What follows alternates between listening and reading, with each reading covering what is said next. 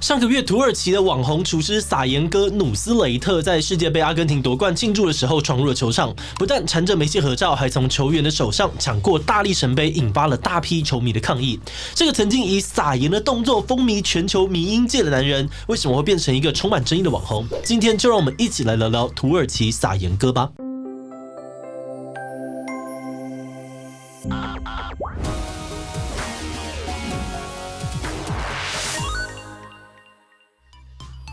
Hello， 大家好，我是志奇。不知道大家还记不记得这个穿着贴身的白 T、绑着小马尾、戴墨镜的男人？如果你有看过他的料理影片，那你一定不会忘记他利落的刀法、风骚又不失优雅的撒盐动作，搭配上超自信的表情，都让人觉得说：哇，切个牛排也能够帅成这样吗？他那个像是施魔法一样的撒盐动作，被很多人称为是关节炎。而且呢，在他爆红的那一阵子除了各式各样的名之外，还引发了各种明星球员的模仿风潮。相信很多人在炒菜调味的时候都曾经学过他的招牌动作。不过距离撒盐哥的爆红已经过去5年多了，在这些日子里面不断有新的名出现，撒盐哥的招牌动作也就越来越少出现在冥界。不过这次的乱入事件又让许多人重新想起了他的存在，很多人都猜测他是因为过气了才跑来蹭世足的热度。那我们也很好奇这个曾经的迷因霸主到底是谁？而这些日子里面他又经历了什么呢？不过在开始之前，先让我们进一段工商服务时间。你想快速提升自己的竞争力，在职场上面开辟一条晋升之路吗？那就快来看看由中信金融管理学院人才育成中心开设的日本实战硕士学分班。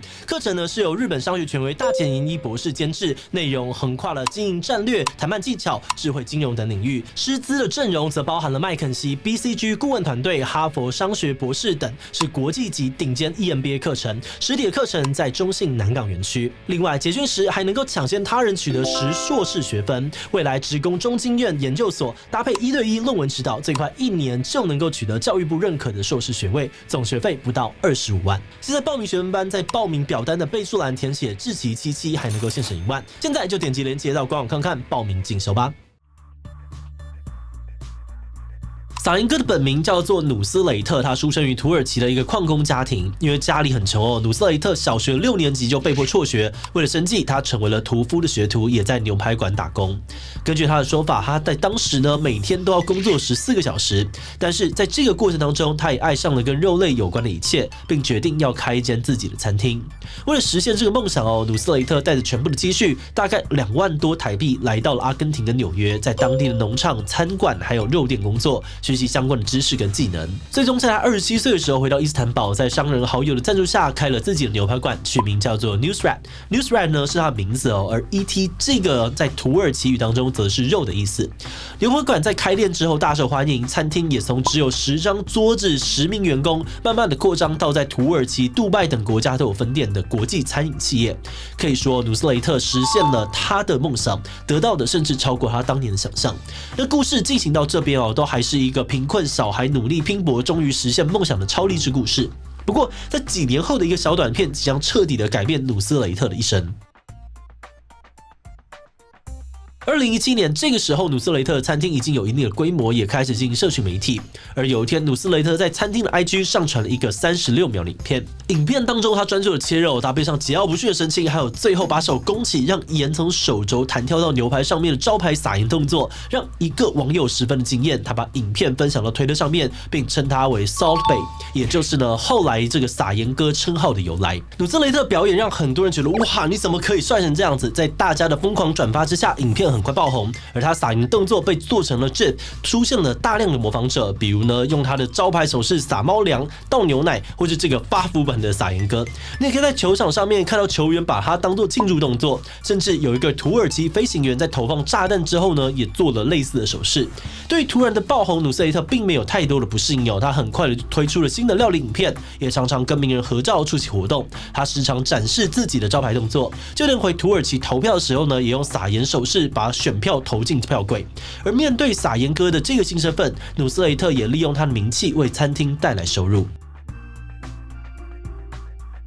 在爆红之后，撒盐哥的餐厅吸引了许多人来朝圣，他也都尽可能出现为大家提供周边服务。根据他的说法，撒盐这个动作并不是为了帅，而是一种对于肉的祝福。但这个祝福并不是人人都有，通常呢要点比较高价的餐点，才有可能请他亲自为你释放让牛排变好吃的魔法。除了迷因主角加持之外呢，撒盐哥的餐厅还有一个特别的地方，那就是它特别的贵。比如一瓶能量饮料，在名厨 Gordon Ramsay 伦敦的餐厅里面呢，要200多块台币，汉堡要600多块，而撒盐哥的餐厅呢，能量饮料是一瓶400，汉堡则是要1800。这餐厅还推出了一系列超浮夸的餐点，比如包满金箔的牛排要台币3万多。如果你想要喝点饮料，也有1800的金箔卡布奇诺可以选择。高昂的价格让餐厅的 Google 评论下面出现了很多有趣的留言，比如有人说我卖掉自己的肾才有办法到这吃饭，但牛排很好吃，或者是为了这餐我赢了鱿鱼游戏。不过这么贵的餐点，它到底好不好吃呢？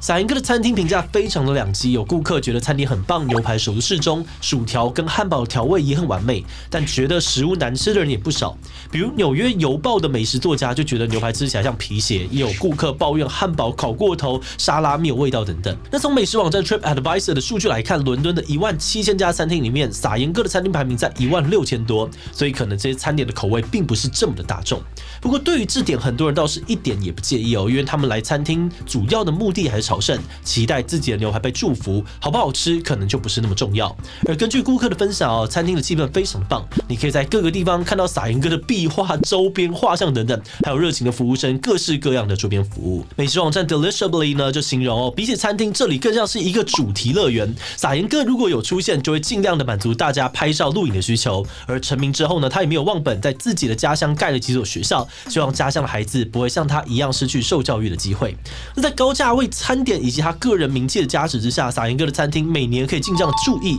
而分店也越开越多，从原本的3家来到了22家。但他在发大财的同时，也出现了一些争议。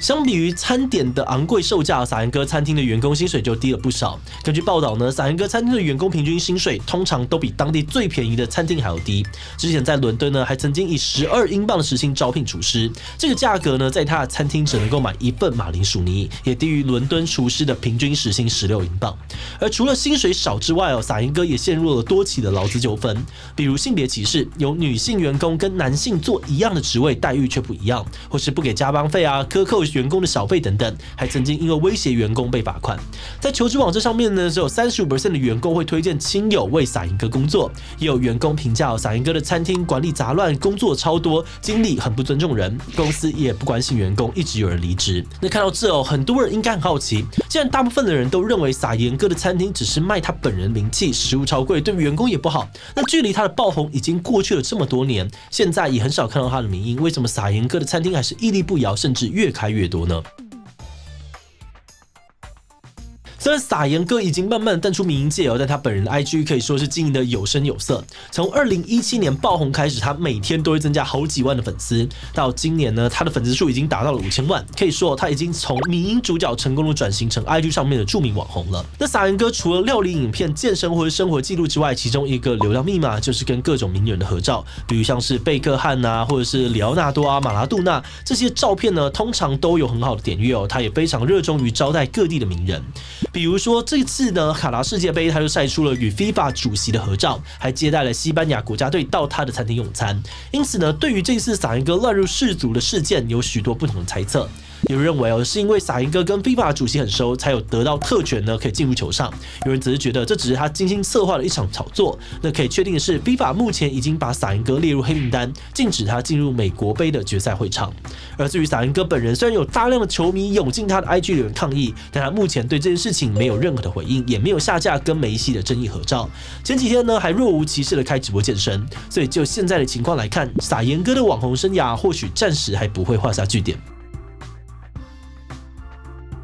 撒盐哥跟我们看到的很多迷因主角一样，他原本有着平凡的生活，对于自己的爆红是没有准备的。但撒盐哥特别的地方在于，他很快的就接受了这样的设定，并且很好的利用自己作为迷因主角的名气，用来帮助他餐厅的事业。很多被他服务过的顾客都说，撒盐哥面对镜头很热情，而且知道大家想要什么。比如有人在摄影呢，他就会找到一个适合摄影的这个角度表演，时间长度也会控制在1分钟以内，因为这个长度的影片比较适合发到 IG 上面跟朋友炫耀。这种人格特质呢，连接到他的生命故事我们就觉得他是一个很有企图心，而且目标明确的人。比如他一直都知道自己想要开餐厅，所以呢跑到各地去学习，为了让餐厅生意更好，之后也一直在努力的维持自己的名气。有个说法是在网络时代，每个人都会有成名的15分钟，而撒盐哥紧紧的抓住了这15分钟，也让自己的事业成就远远的超过了他当年还是屠夫学徒时许下的愿望。不过在功成名就的同时，撒盐哥的餐饮帝国其实并不像一般的餐厅那么稳固，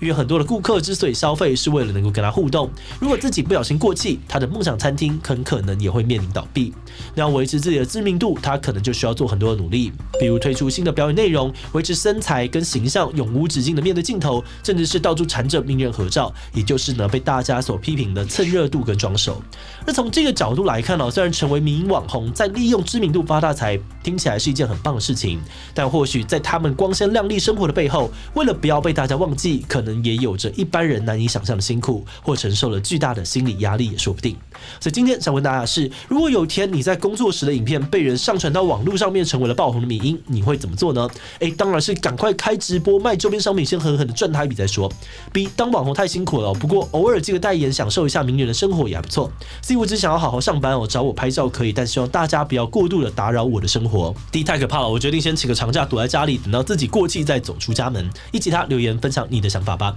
最后，如果你喜欢今天的影片，欢迎分享出去，让更多人知道撒盐哥的故事。此外，也可以点击这个地方看看修女鱼与俗辣梗图的介绍。那么今天的这一期就到这边告一段落，那我们就明晚再见喽。